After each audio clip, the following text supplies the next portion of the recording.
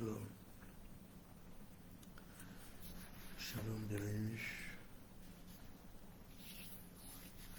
Bienvenue sur la page officielle du Centre de la Parole Shekinah Beauvais. Bienvenue à tous et à toutes. Merci pour votre fidélité. Merci pour vous joindre à nous à cette heure tardive. Excusez-nous pour le retard.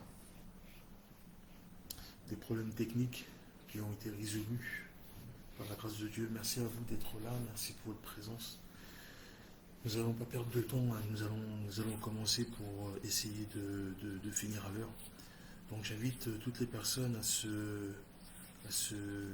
à partager, toutes les personnes qui verront ce direct, car nous sommes dans le thème du média social, pour savoir ce que la Bible nous raconte vis-à-vis de ça, car nous savons qu'il n'y a rien de nouveau sous le soleil.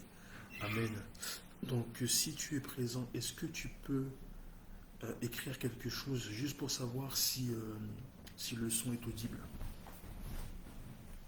Juste pour savoir si le son est audible. C'est pas français, mais juste pour savoir si tu m'entends bien. Amen.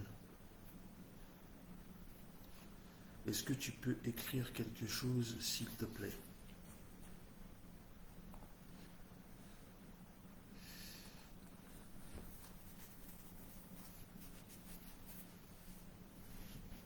Amen.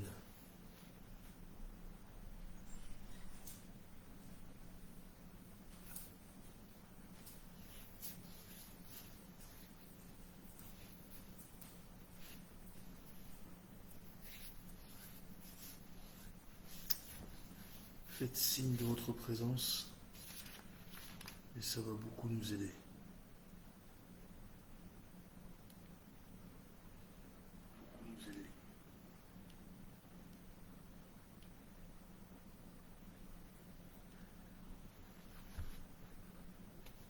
Amen, amen.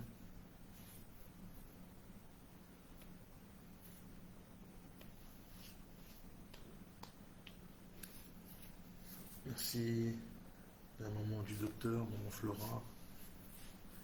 Merci pour la réponse.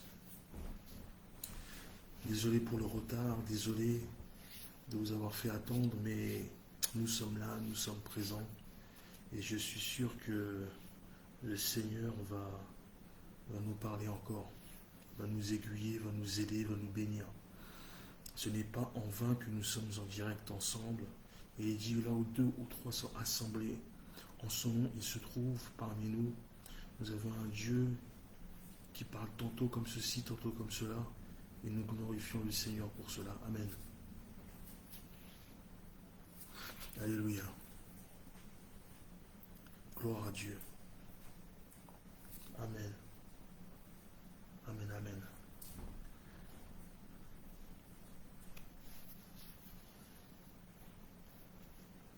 Donc, ce que nous allons faire, c'est que nous allons commencer. Je vais prier pour vous, afin que vous puissiez recevoir quelque chose de bon, quelque chose de succulent, quelque chose de meilleur, qui pénétrera votre cœur, votre âme, votre esprit. Alléluia. Père Seigneur, Dieu de gloire, je bénis ton nom, ta grâce, Papa, afin que tu puisses nous parler encore, Jésus, afin que tu puisses nous montrer la voie que tu as prédestinée pour nous, afin que tu puisses nous montrer que tu es Seigneur et Sauveur, que tu es vivant, tu as traversé les siècles, Seigneur Jésus, et tu n'as point changé, Papa, Seigneur Jésus-Christ de Nazareth. Tu es le même hier, aujourd'hui, éternellement. Ta grâce nous suffit, Seigneur. Merci, ô Dieu de gloire, toi qu'on appelle l'ancien des jours, de nous montrer encore, Seigneur Jésus, les bontés et les bienfaits du royaume, les bontés et les bienfaits de ta parole. Merci, Seigneur, de nous offrir nos cœurs, nos esprits, notre âme, afin que nous soyons disposés afin de recevoir ta grâce. Merci, ô Jéhovah, que ton nom soit élevé, sanctifié, maintenant et pour toujours, dans le nom puissant de Jésus-Christ de Nazareth. Amen. Alléluia. Amen. Ok. Donc nous sommes dans le thème, le média social. Ce soir, c'est notre deuxième partie. Je pense qu'il y aura trois parties. Amen. Donc en fait, je vais résumer ce que nous avons dit la semaine passée. Alléluia. Donc la semaine passée, il a été dit qu'un soir, en se promenant, donc nous sommes sur le livre de 2 Samuel, chapitre 11, versets 2 à 5. Donc 2 Samuel, chapitre 11, versets 2 à 5. Alléluia. Amen. Alléluia. Donc je disais que un soir, en se promenant sur le toit de la maison royale, David a succombé en fait au désir de la chair. C'est-à-dire que lorsqu'il vit une femme prenant son bain, sans qu'il y ait eu échange de mots ou de dialogue, c'est un autre langage en fait qui s'est manifesté, alléluia, entre Bathsheba et David, ce qu'on appelle en fait le langage corporel. Amen. Donc cette communication qui est non verbale a donné lieu au péché, celui du regard. Le langage en fait corporel peut se traduire par des gestes, par des postures, par une expression du visage. Donc ça, ce sont ce qu'on appelle le langage corporel. Alléluia. Donc en fait, le langage corporel envoie parfois ce qu'on appelle des signaux involontaires, des signaux qui peuvent engendrer chez l'autre donc des émotions, voire des réactions. Amen. Donc il y a des exemples de langage corporel. Ça peut être tout simplement le visage, ça peut être, comme je disais, des gestes, etc. Mais il y a un exemple vraiment du langage corporel qui est la danse. La danse est un langage corporel, un type, alléluia, de langage corporel. Donc il y a certains langages qui donnent lieu en fait à ce qu'on appelle la causalité. La causalité, c'est tout simplement la relation cause-effet. Donc en fait, la cause, c'est ce qu'on appelle l'origine. Et l'effet, c'est ce qu'on appelle les conséquences. Amen. Donc nous avons cet effet de causalité. Je m'explique. Le langage corporel, en fait, donc là, en l'occurrence la danse, ça peut avoir en fait un effet inoffensif, comme ça peut aussi avoir un effet nocif. Ça dépend.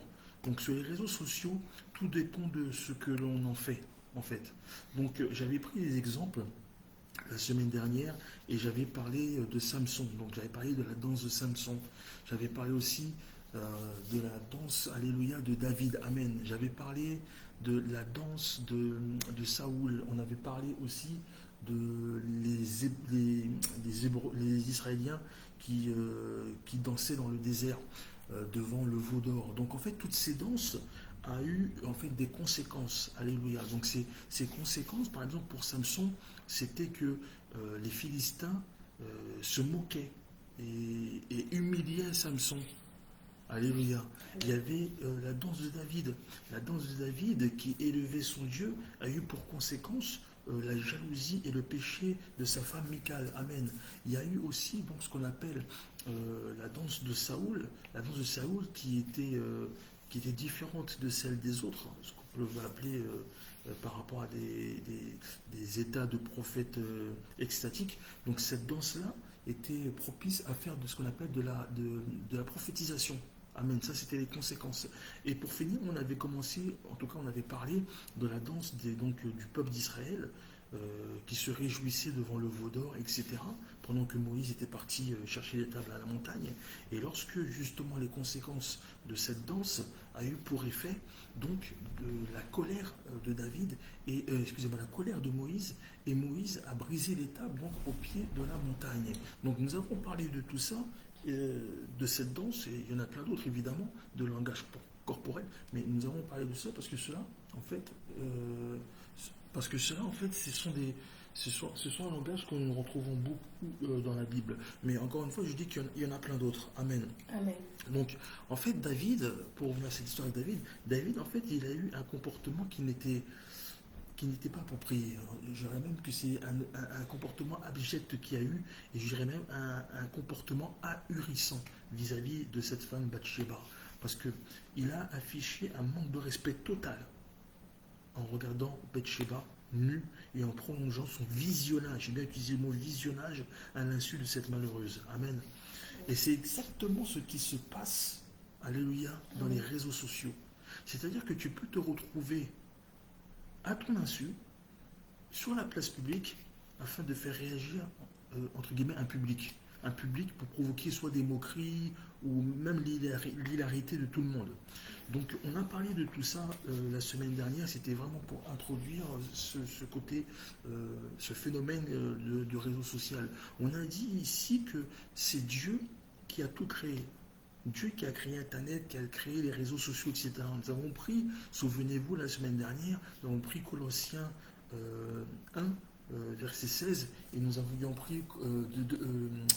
pris Jean chapitre 1, verset 3. Donc là où on parle vraiment de Dieu qui explique notamment que c'est lui qui a tout créé, pour lui. Amen. Donc tout ce que nous voyons autour de nous, c'est lui qui pourvoit. C'est pour ça que on l'appelle Jéhovah Jireh, le Dieu, Amen, qui pourvoit. Alléluia. Amen. Amen. Donc nous avons parlé de tout cela la semaine dernière, mais nous avons aussi ponctué que l'homme tirait profit des créations du Père Céleste. À ses propres fins. Amen. Un exemple, vous savez, si Dieu a permis aujourd'hui que nous pouvons couper le pain avec un couteau, il y en a d'autres qui vont prendre un couteau pour se servir pour aller tuer les gens. Voyez-vous. Donc en fait, lorsque Dieu fait quelque chose, si vous avez l'occasion aussi, pareil, d'aller sur, je crois, le YouTube de l'apôtre Lysia, elle a un message extraordinaire, formidable sur la musique. Vous allez voir que l'origine de la musique et l'utilité de ce qu'est la musique et pour voir ce que les gens en ont fait. Il y a plein de choses comme ça. Et Dieu crée des choses pour nous, enfin, pour lui. Mais il nous les donne en fait. Il nous les donne pour le servir lui. Alléluia. Mais les gens ne voient pas ça comme ça. Bref. Donc on a dit avec l'évolution de l'Internet, dans ce qu'on appelle le Web 2.0, on a aussi parlé de la parole qui a été donnée aux gens. Donc effectivement, Dieu a permis que l'Internet puisse évoluer. Alléluia.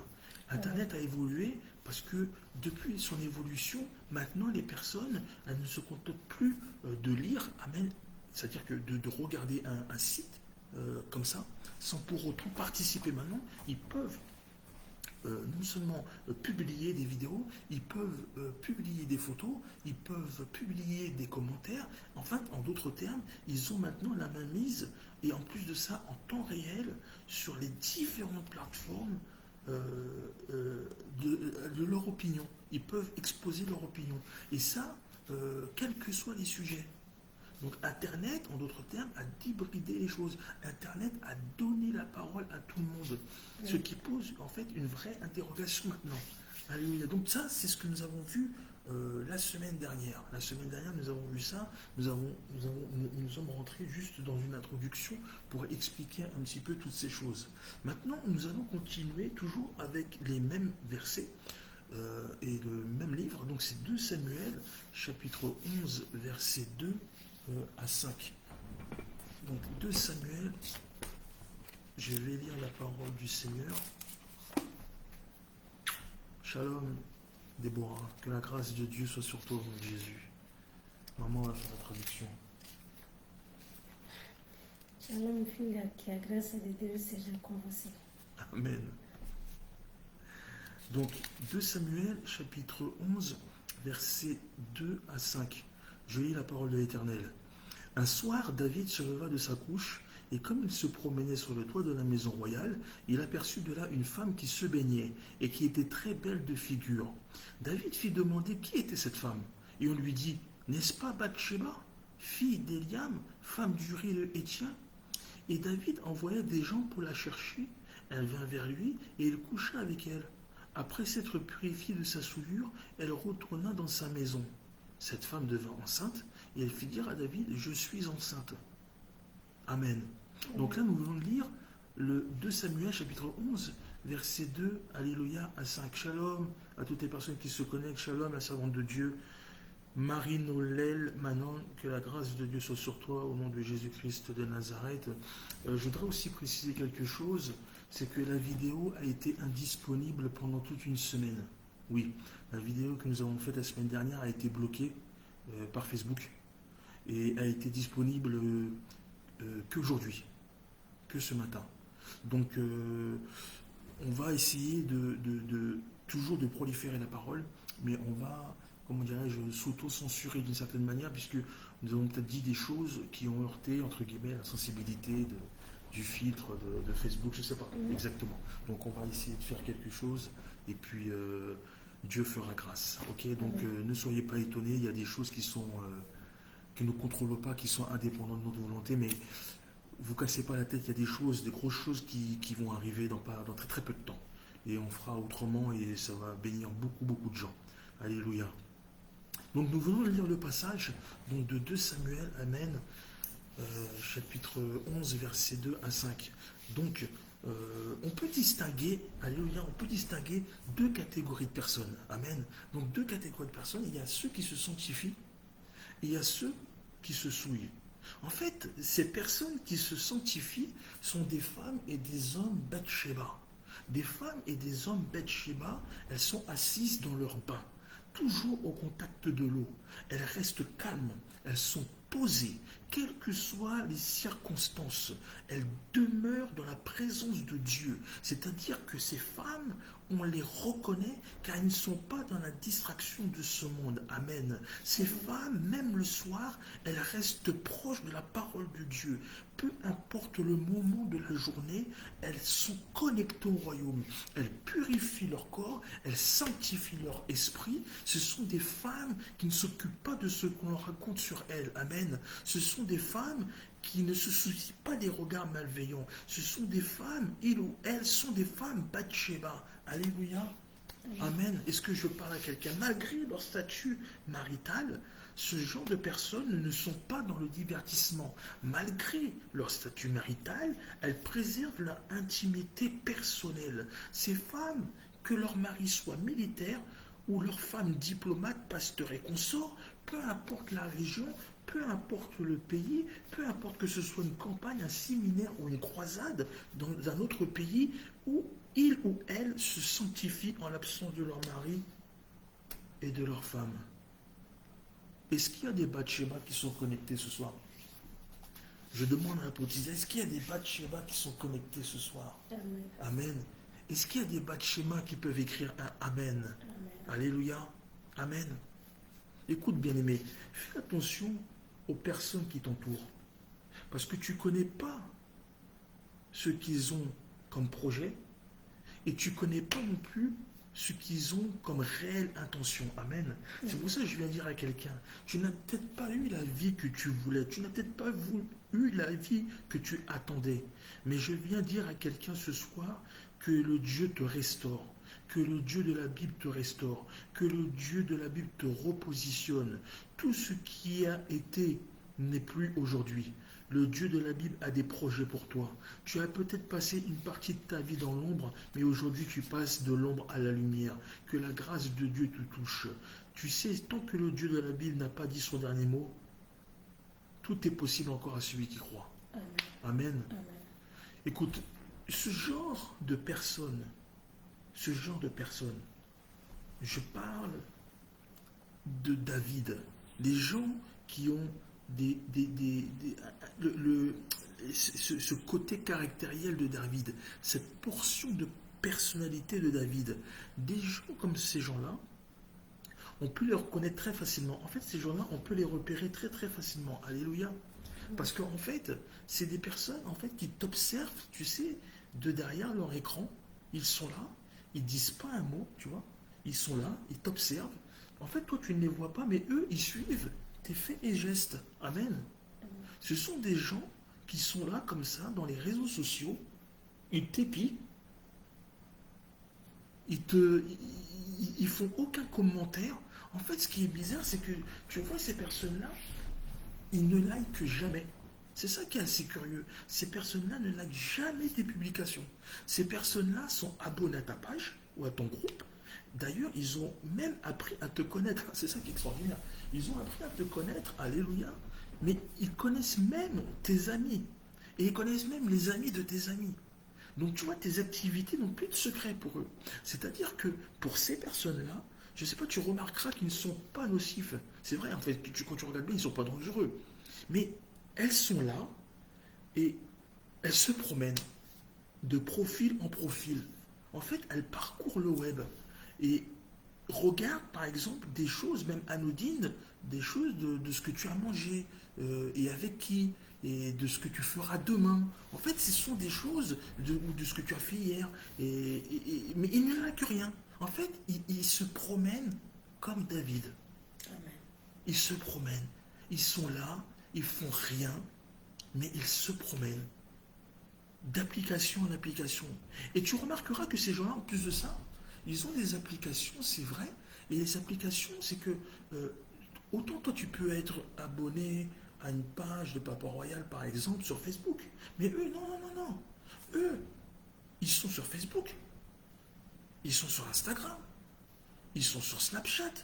Quoi d'autre? Ils sont sur... quoi d'autre? TikTok. TikTok. Et qu'on sort. Oui, parce que en fait, c'est leur mode opératoire qui est comme ça. Et c'est une sensation d'existence, en réalité. C'est-à-dire qu'ils n'ont ils ont pas forcément de point d'attache. Non, non, non, non. C'est leur manière d'être qui est comme ça. C'est-à-dire c'est leur conception, c'est un concept. C'est-à-dire que plus je suis dans les réseaux sociaux, plus je suis visible, et mieux c'est. Non, c'est faux, ça marche pas comme ça. C'est pour ça que, en fait, je ne parle pas des personnes qui se lancent dans les réseaux et qui ne connaissent pas tous les rouages. Parce que c'est vrai qu'il y a des gens, ils ne sont pas familiarisés avec les réseaux sociaux. Pourquoi? Parce que c'est pas de leur génération. En fait, eux, ils connaissent rien là-dedans. En fait, c'est là où on parle de réseau social qui c'est censé rallier les hommes et les femmes. Mais en réalité, le réseau social, ça crée d'une certaine manière une fracture sociale. Alors c'est vrai que quelque part, il y a des gens, ils sont plus attirés par le relationnel physique. Donc on se regarde, on se touche, voilà. C'est plus ce genre de relation que des relations virtuelles. Donc je ne parle pas de ces gens-là, alléluia. Je ne parle pas moi de ces gens-là. Moi je parle vraiment de ceux qui sont là depuis longtemps dans le système, comme on dit dans le game, que tu ne vois jamais. Ils se cachent parfois derrière des faux comptes. Ces gens-là, ils se cachent derrière des faux pseudos. Ces gens-là se cachent derrière des faux profils. Et qu'est-ce qu'ils font? Ils t'observent. Et ils sont nombreux comme ça. Ils t'observent. Comme David sur le toit de sa maison royale, il disait rien, il n'a rien dit. Qu'est-ce qu'il faisait? Il regardait la femme nue. Il la regardait. Ouais. Et encore la Bible, non mais, et encore Dieu dans sa souveraineté, il est merveilleux. Parce que lorsqu'il précise dans la Bible, il est dit que il a vu une femme qui prenait son bain et qui était belle de figure. Mais si on regarde bien, dans notre jargon à nous, aujourd'hui, lorsqu'on voit une femme qui prend un bain, on ne dit pas qu'elle est belle de figure. On dit autre chose. On dit qu'elle a un beau corps, elle a un beau physique, et encore, voyez-vous, on ne dit pas que... ouais. Donc c'est pour vraiment éviter de dire qu'effectivement, David, je pense que lorsque la Bible dit que oui, en plus c'était une femme qui prenait un bain qui était belle de figure, si on doit ramener ça à notre époque aujourd'hui, on dirait autre chose. Amen. Amen. Tout est possible à celui qui croit. La maman du docteur. Amen. Et c'est exactement ça. Tout est possible à celui qui croit. Mais après, ces gens-là, en fait, une fois qu'ils ont, comment dirais-je, ils se sont connectés en fait à ta page. À présent, qu'est-ce qui se passe? Ils se sont abonnés, c'est vrai. Ils se sont abonnés, c'est vrai. Mais maintenant, c'est comme si que en fait, c'est une image. C'est comme si que ces mêmes personnes, en fait, elles venaient à... C'est comme si que ces mêmes personnes, elles venaient à l'église, amen, et en fait, elles occupaient un siège pour rien. En fait, c'est l'image d'un abonné, c'est cette image-là que ça renvoie, en fait, physiquement. C'est une personne qui vient, en fait, à l'église, qui s'assoit dans l'église, mais elle s'assoit pour rien. C'est-à-dire que tu es à l'église, alléluia, depuis très longtemps, amen. Depuis très longtemps, même depuis trop longtemps, et tu regardes ce qui se passe autour de toi. Voilà. C'est-à-dire que tu te désolidarises de tout. Tu n'investis ni ton état physique et ni ton état spirituel. En fait, tu ne te sens même pas concerné. Et pourtant, tu es là. Et c'est exactement la même chose des personnes qui sont dans les réseaux sociaux. C'est des personnes qui sont abonnées. Ah, vous voyez, il y en a énormément. Il y a des gens qui s'abonnent, mais en réalité, ces gens-là, derrière, c'est des fantômes. Elles n'ont aucune influence, en fin de compte, ne fût-ce que de fausser, en réalité, tes vrais nombres d'abonnés. Alléluia. C'est pour ça qu'il ne faut pas mélanger le physique et le virtuel. C'est pour ça que nous, nous prions un Dieu vivant. Nous prions un Dieu parce que dans notre cœur, nous savons que c'est un Dieu qui ne court pas derrière des abonnements. Moi, vous savez, l'apôtre Lysia et moi, à l'église chez Kinabovet, Amen, lorsque nous avons créé la page Facebook, en réalité, on se dit, mais nous, on ne cherche pas en fait à avoir une quantité d'abonnés. En réalité, c'est pas ça. Vous savez, je vais vous dire quelque chose. Même si nous avons un seul abonné, mais à partir du moment que cet abonné, l'abonné là, le seul qui est là, qui s'est abonné à la page chez Kinabovet, a été converti,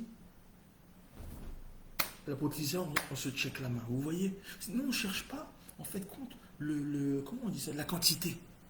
Amen. C'est la qualité, en fait, qu'on cherche. Nous, le but, c'est d'avoir des gens, mais des gens physiques qui correspondent à des gens virtuels.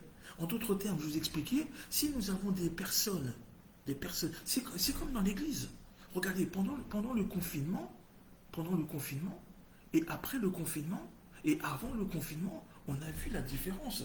C'est-à-dire que lorsqu'il y avait des gens dans l'église, on pouvait avoir peut-être 100 personnes dans l'église. Pendant le confinement, on a perdu la moitié des troupes. Et après le confinement, on a perdu les 2 tiers. Il y a une différence fondamentale entre le physique et le virtuel.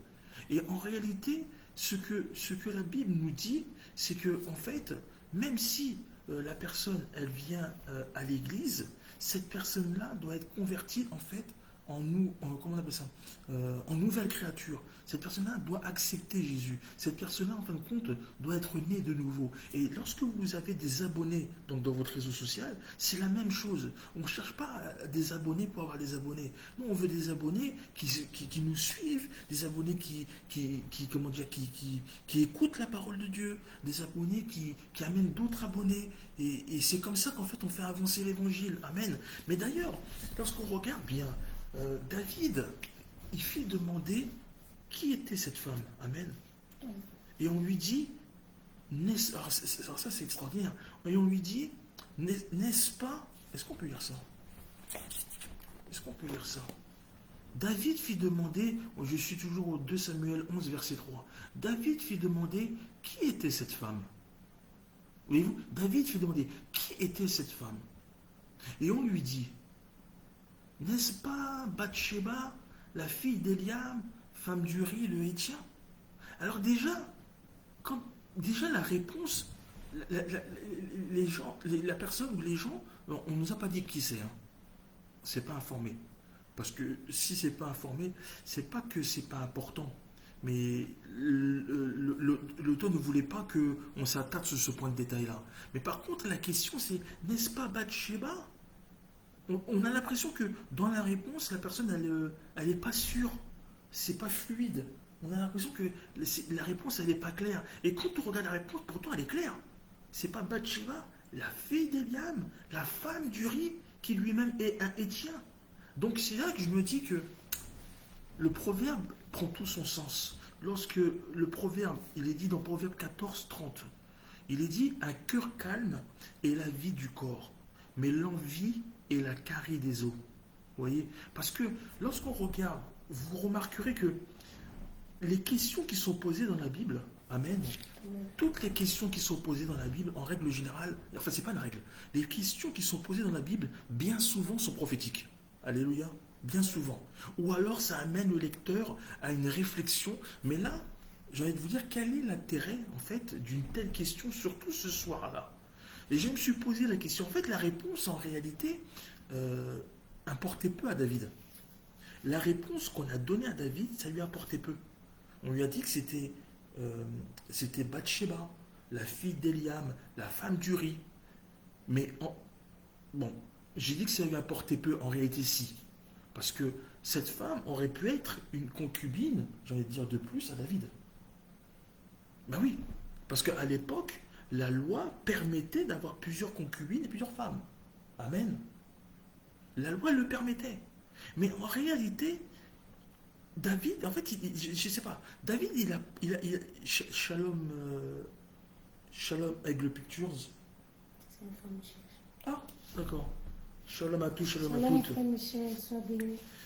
En fait, donc la loi permettait cela en réalité. Mais j'ai l'impression que lorsque je lis ça, David, en fait, c'est comme si que la réponse qu'on a faite à David, ça ne lui a pas satisfait. Non, non, non, non. Et pourtant, encore une fois, la loi permettait que les hommes pouvaient avoir plusieurs concubines. Donc en fait, je ne sais pas, il n'y avait pas de problème à ce niveau-là. D'ailleurs, Abraham a eu aussi sa servante avec laquelle il a eu un enfant. Donc Abraham avait pris l'esclave Agar, et d'ailleurs même, c'était même Sarah qui lui avait donné. Alléluia, il y avait même Gédéon. Il y avait Gédéon, il y avait beaucoup de gens qui avaient eu des concubines dans la Bible. Ça, c'est pas un problème en soi. Maintenant, le problème qu'il y a, c'est que David, en réalité, pardon, excusez-moi, c'est que David, en réalité, il n'a pas écouté la réponse. En fait, cette femme qui était mariée, donc à un soldat de l'armée de David, et en fait, la réponse qu'on a donnée à David sur la vie sentimentale de cette femme, donc Bathsheba, n'a eu aucun effet sur David. Nul. Zéro. Une bulle. Nul. Aucun effet. En fait, je comprends par là, en tout cas nous comprenons que David avait le regard fixé sur Bathsheba. Et en fait, il a commencé à avoir du désir. David a commencé à fantasmer sur Bathsheba. Amen. Il a commencé à avoir des pulsions. En fait, David était marié. On est d'accord? David était marié. Et en fait, ce qui s'est passé, c'est que, comme je disais, c'était pas un problème au vu de la voix d'avoir plusieurs concubines. D'ailleurs, il aurait pu faire des choses dans les règles de l'art, mais au lieu de ça, c'est le côté sombre de David, amen, qui s'est répercuté d'ailleurs sur sa postérité. Le côté noir de David, c'est le côté que l'on a lu au début. C'est-à-dire que David, en fait, il avait un problème. Amen. David avait un problème. David avait un très très gros problème. Oh, shalom Christine. Bonsoir. Que la grâce de Dieu soit sur toi au nom de Jésus. Eh ben, que la grâce de Dieu soit sur toi au nom de Jésus. Amen. Donc David avait un problème. Oui, il avait un souci. Et je disais que le problème de David, c'est que c'était pas un problème lié seulement à lui. C'est-à-dire que ce problème-là, il s'est gangréné jusque sur toute sa postérité. Amen. Le problème de David, en fait, le problème de David, en fait, il avait un problème sexuel. David avait un problème sexuel. Oui. Je vais vous dire pourquoi. Parce que, en fait, David, il avait aussi donc ce qui est logique, hein, lorsque vous avez plusieurs femmes et vous avez des concubines, tout ça, effectivement, à un moment donné, ça donne des enfants, mais ça donne aussi des demi-frères et des demi-sœurs, ce qui est logique, ok. Donc il y avait Amnon qui faisait partie de ses enfants, et il avait aussi une fille qui s'appelait Tamar. Il est dit dans la Bible que Amnon était était fou de Tamar, sa demi-sœur. Tellement fou de Tamar qu'en fait, il en est même tombé malade. En fait, Amnon il a eu des fortes pulsions pour sa demi-sœur. Et en fait, afin de répondre à ce qu'on appelle au désir de la chair, je pense que tout le monde connaît cela, les désirs de la chair, eh ben, il a agressé sa sœur sexuellement. Il a violé sa sœur. Vous voyez? En fait, ce que David a fait à cette femme Bathsheba, ça s'est répercuté après dans toute sa postérité. Oui. Il y avait aussi Absalom qui avait couché avec toutes les femmes de son père. C'est grave. Absalom qui a couché avec toutes les femmes de son père. Attendez, la cerise sur le gâteau. En public. La Bible dit que c'est en public. D'ailleurs, avant même que la Bible dise, l'Éternel a dit que ton fils couchera avec tes femmes en public. En fait, vous voyez, il y a eu Amnon, il y a eu Absalom. Et on continue. Il y a eu Salomon. Salomon, lui, il a violé personne. Mais par contre, c'était un homme à femme. Il avait 700 femmes et 300 concubines. Si on ne peut pas appeler ça un vorace, 700 femmes, 300 concubines. Donc en fait, vous voyez, il y a des choses qui partent en fait compte en haut de l'arbre et qui se propagent sur toutes les branches et sur toutes les feuilles de l'arbre. Pourquoi? À cause d'un problème, à cause du problème d'un aïeux, à cause du problème d'un arrière-arrière-grand-père, à cause, c'est toute la descendance qui est impactée. Amen. Et il est là notre problème en réalité. Parce que David, en fait, ce qui s'est passé, c'est que lorsqu'on regarde, David, effectivement, oui, c'est vrai, il a péché. Il a péché. Notre père spirituel, Papa Royal, l'apôtre des nations Franck Ibarra, l'apôtre des nations Franck Ibarra, c'est vrai qu'il nous dit souvent, il n'y a pas de grand ni de petit péché. C'est vrai, un péché, ça reste un péché. On ne peut pas dire qu'on donne une note au péché, ça n'existe pas. Moi, à l'époque, il y a très très très très longtemps, dans une ancienne vie, je fumais. Voyez-vous, je fumais. Et lorsqu'un médecin m'a demandé est-ce que je fume, j'ai dit bon, je fume 2, 3 cigarettes comme ça. Il me dit non mais attendez monsieur, vous fumez ou vous fumez pas. C'est pas genre c'est comme quelqu'un qui va boire de l'alcool. Il va te dire ah je bois pas beaucoup, je bois un verre par jour. Ah mais oui mais peut-être un verre par jour. Moi qui n'en bois jamais, donc pour moi un verre par jour ça fait déjà beaucoup. Si toutefois tu dis vrai que tu bois un verre par jour, parce qu'il y en a c'est 2 ou 3 verres par jour. Et donc en fait lorsqu'on regarde de David, donc David en fait, David il a péché, c'est vrai. David donc il a péché par orgueil, oui. David a péché par orgueil, alléluia. Et il a péché aussi par pur égoïsme, oui. David a été égoïste parce que il n'a pas tenu compte du statut marital en fait de Bathsheba. Alléluia. Il n'a pas tenu compte de ce que ça pouvait provoquer derrière. Il ne s'est pas soucié, ce n'était pas son problème. Il ne s'est pas soucié du mal qu'il aurait pu faire aux autres.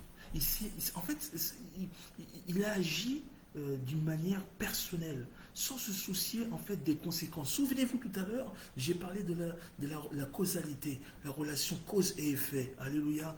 Pourquoi? Parce que en fait, il y a ce qui est venu, ce qu'on appelle la jalousie. Et ça, c'est un degré de péché comme l'orgueil. La jalousie. La jalousie, en fait, la jalousie l'a complètement aveuglé. Oui, parce que, pourquoi vous me dites pour me poser la question, pourquoi tu dis que David était jaloux? Mais parce que c'était la femme de quelqu'un. Et oui, c'était la femme de quelqu'un. Il ne pouvait pas avoir cette femme-là. Et pourtant, déjà, son cœur... voyez-vous, son cœur battait à la chamade. C'était déjà la femme de quelqu'un. C'est pour ça qu'il a posé la question, c'est qui cette femme? Si cette femme, elle était toute seule, il n'y aurait pas eu de souci. Mais vraisemblablement, elle n'était pas toute seule. Et ce n'était pas non plus un souci pour lui. Pourquoi? Parce que cette femme-là, c'était la femme de quelqu'un. C'était la femme d'Uri. Et encore, Uri, qui c'était Uri? Uri, c'était un soldat de l'armée d'Israël. Donc, qui était sous l'ordre du roi. Du roi qui? Du roi David. Amen. Donc, tu es jaloux de ce que l'autre a, de ce que l'autre possède. Amen. Tu le veux aussi, et peu importe comment. Tu le veux et peu importe la manière. Tu le veux et tu es prêt à tout pour arriver à tes fins. En fait, ce n'est même pas de l'ambition en réalité, mais c'est quelque chose de malsain. C'est quelque chose de malsain, pardon. Parce que Jésus avait dit à ses disciples, malheur, il est impossible qu'il n'arrive pas des scandales. Amen. Mais malheur à celui par qui cela arrive. Amen. En fait, il y a des gens, ils sont comme ça. C'est-à-dire que tu n'as pas autant d'amis dans la vraie vie, sachant que ceux de l'église peuvent le devenir, mais toi, tu préfères des gens que tu n'as jamais vus, par exemple, te souhaiter ton anniversaire sur les réseaux sociaux. Et en plus, Et en plus, tu en as, tu en as plus. En fait, plus tu en as, et plus tu es content. Oui, plus tu as d'amis, et plus tu es content. Et c'est là que on voit le manque de quelque chose qui apparaît comme une évidence. Ça s'appelle le discernement. En fait, David a manqué de discernement. Amen. David a manqué de discernement. David, c'est vrai qu'il était, on va dire, tiraillé. Parce que habituellement, en tout cas, la Bible nous a toujours habitués à ce que David aille au front, à ce que David fasse les batailles et les guerres. Et là, il est dit qu'il n'est pas parti. Et pourtant, il était en campagne militaire. En tout cas, la troupe d'Israël était en campagne militaire contre Rabat. Euh, et là, il a décidé de ne pas y aller. Il est resté dans sa maison royale. Et c'est à ce moment-là, justement, sur ce toit, ce fameux toit, où il se promenait, qu'il a eu un manque de discernement. Et ça, je viens dire à quelqu'un, ça peut arriver à n'importe quel type de chrétien.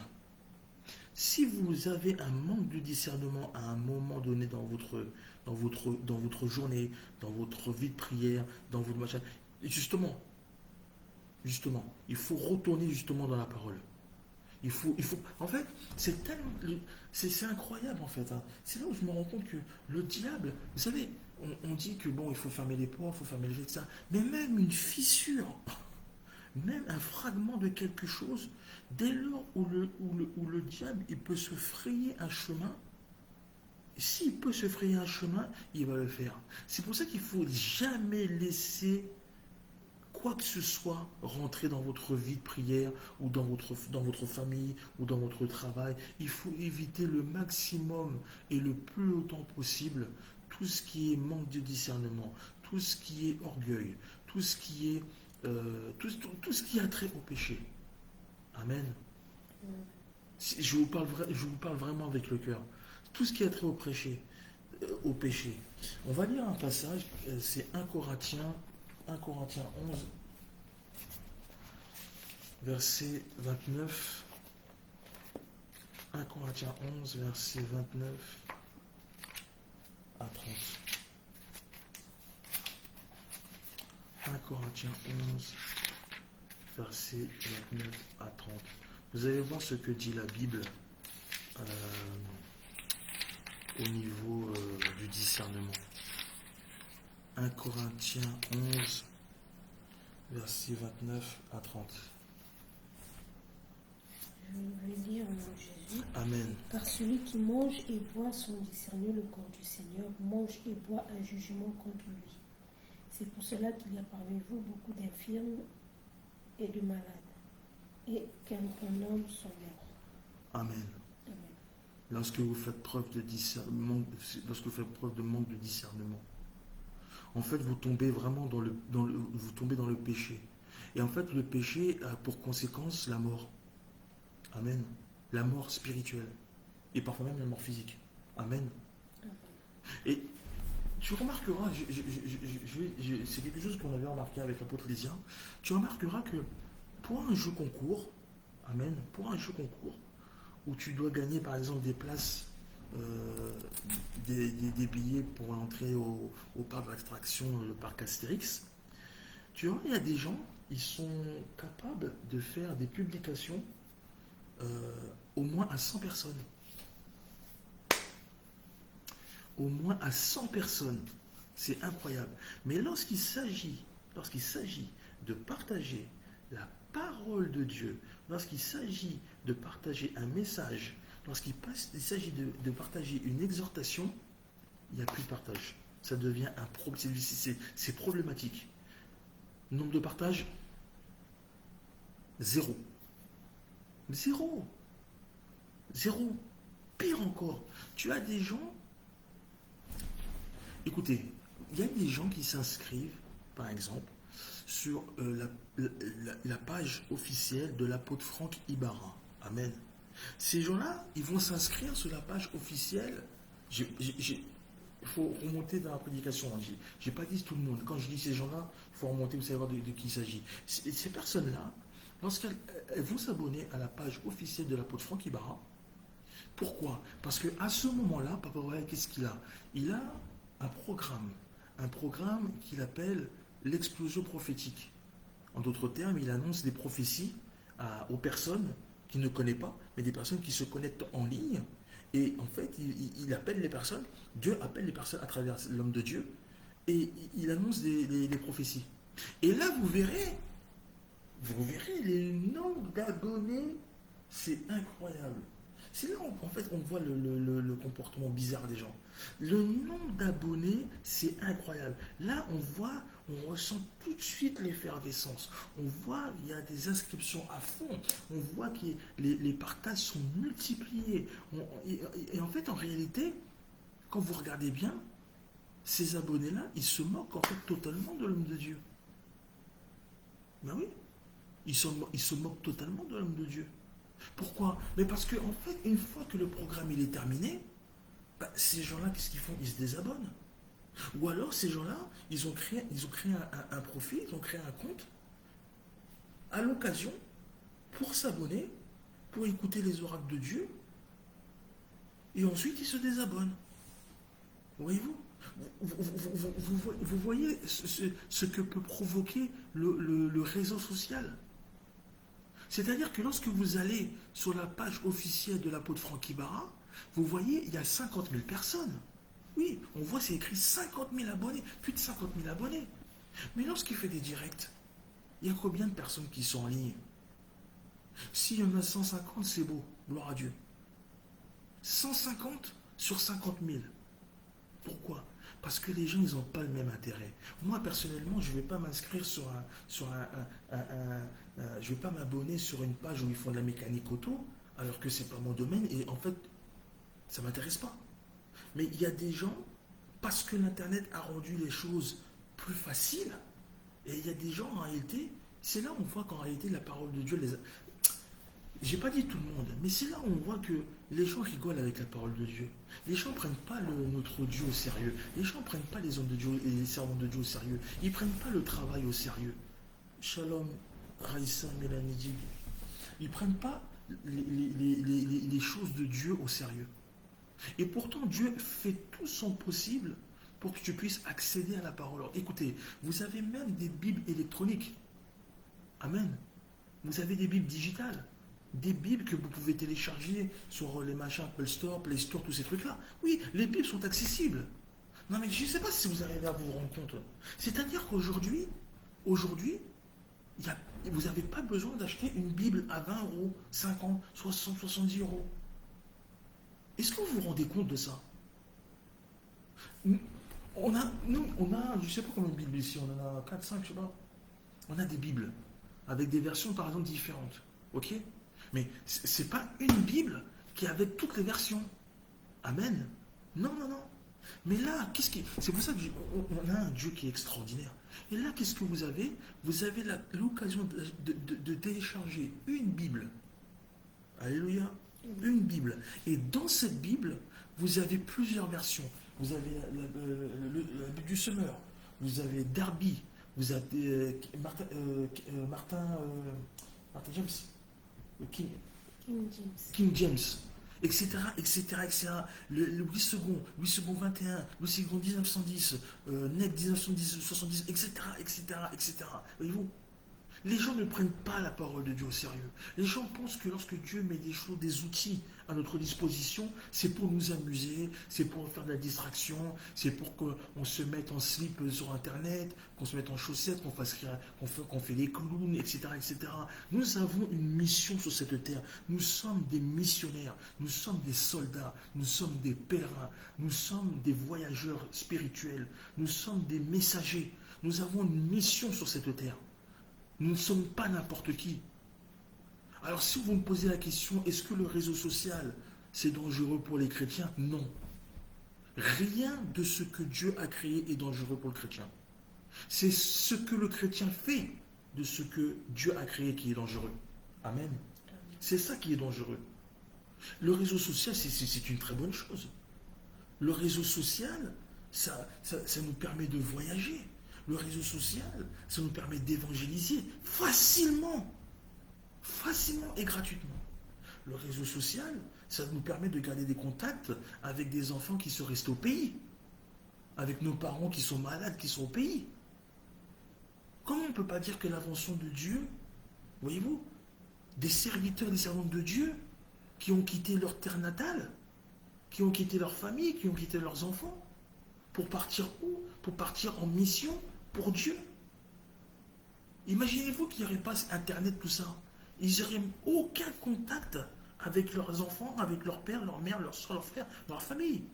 Donc dire que les inventions des réseaux sociaux, Internet, Facebook, tout ce que vous connaissez là, ce sont des choses qui font chuter un chrétien, non, c'est faux, c'est pas vrai. Non, non, non. Moi, je bénis le Seigneur d'avoir créé cela. Je bénis Dieu.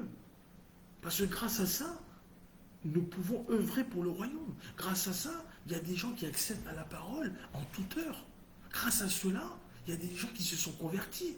Et lorsque je vois des artistes qui publient certaines choses et des personnes qui se sont converties, rien qu'en entendant une chanson, alléluia. Des personnes qui se sont converties, ils ont jamais voyagé genre en Côte d'Ivoire, ou ils ont jamais voyagé au Congo, ou ce genre de choses. Ils ont entendu une chanson, la chanson les a fait se convertir. C'est pas une grâce, c'est pas la gloire à Dieu ça. Les réseaux sociaux, c'est quelque chose de bien. C'est quelque chose de merveilleux. Je bénis, je loue le Seigneur. Mais c'est l'homme qui est mauvais. Le cœur est mauvais. Le cœur de l'homme est mauvais. L'Éternel, il l'a dit dans Genèse, après avoir détruit le monde, lorsqu'il a rebooté la terre, il a dit qu'en fait, il va arrêter de faire ça. C'est parce que lui-même, ça lui a déchiré le cœur. Il a détruit la terre, tout ça, etc. Après, il a dit, il se repent d'avoir fait ça. Et il a dit qu'il ne le fera plus jamais. Il a dit qu'il ne le refera plus. Il dit, en fait, il dit, hein, c'est écrit dans la Bible, il dit que c'est le cœur de l'homme, depuis sa jeunesse, est endurci. Depuis sa jeunesse. Voyez-vous? Donc ça veut dire, bien aimé dans le Seigneur, nous avons du travail. Oui, nous avons du travail. Et je me dis dans mon cœur, si seulement les gens pouvaient mettre autant d'engouement dans l'évangile, plutôt que de publier n'importe quoi. Si les gens pouvaient mettre autant d'engouement dans leur création, vous savez, je me dis, mais ces personnages, c'est quoi le but d'avoir créé un compte en fait? Pourquoi tu as créé un compte? Non mais pourquoi tu crées un compte? Est-ce que c'est pour faire comme tout le monde? Est-ce que tu as atteint d'une maladie de la jalousie comme David? En fait, il y a des gens, ils ont créé un compte. Pourquoi? Je vais vous dire pourquoi ils ont créé un compte. Un, ils ont créé un compte parce que le compte, en fait, c'est gratuit. Ça change toute la donne. Oui, ça change toute la donne. C'est gratuit. Deux, pas besoin de mettre ta vraie identité. Ça arrange tout le monde. Ça veut dire que les gens, ils peuvent mettre n'importe quel type de photo. Une tête de cheval, un lapin, ou rien du tout. Voyez-vous? 3. Il n'y a pas besoin de justificatif de domicile pour créer un compte. C'est pas nécessaire. 4. Il n'y a pas de frais de résiliation si tu te désabonnes, si tu t'es désinscrit. Ça veut dire que tu peux te désinscrire, te réinscrire, te désinscrire, te réinscrire. C'est pas un problème. Tu as l'habitude, toi-même tu connais. 5. Il n'y a pas de délai de rétractation. C'est-à-dire que tu crées un compte, le soir même tu peux le supprimer. C'est pas un problème.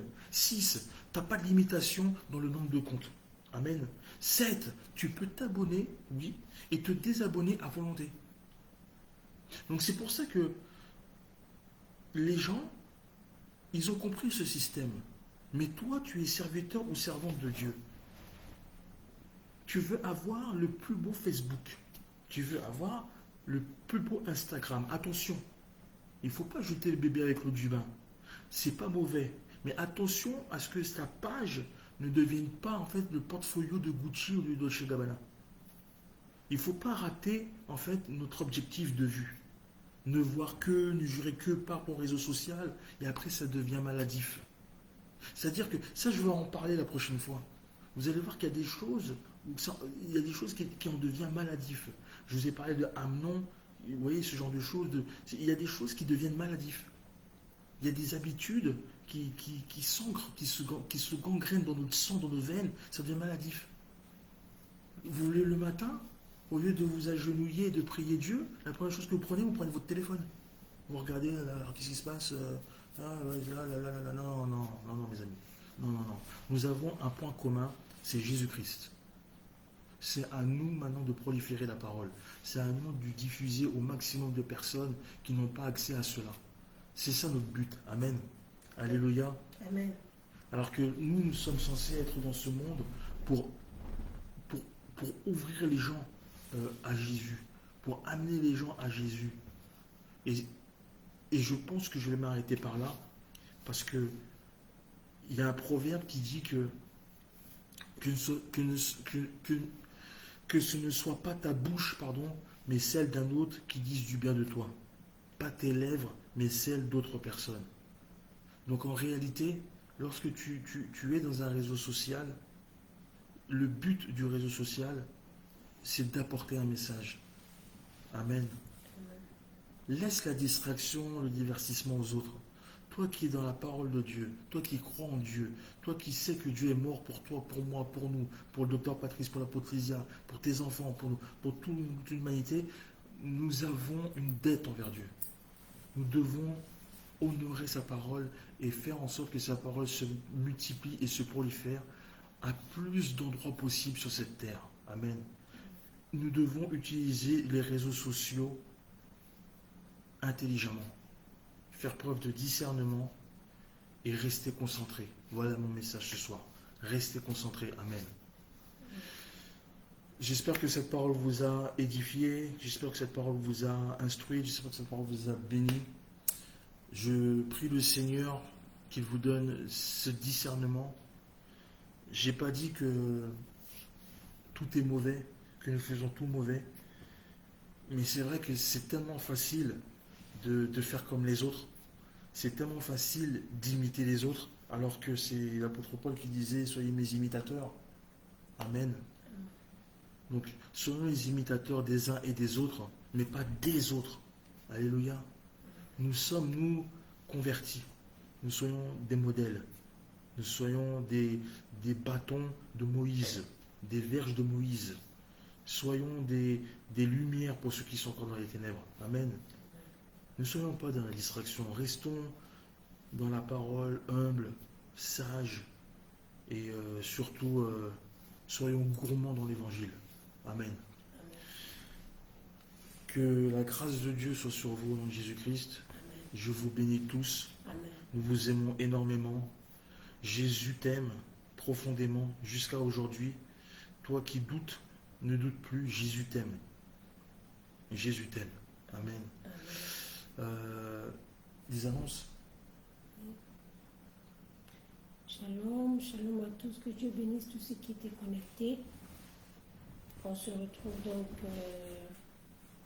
le vendredi prochain avec un autre thème et le Seigneur nous bénira. Ceux qui ne sont pas encore abonnés, abonnez-vous sur la page Shekinah Beauvais et que Dieu puisse vous bénir au nom de Jésus-Christ. Amen. Amen. Shalom, passez un beau week-end, que la grâce de Dieu soit sur vous au nom de Jésus. Shalom.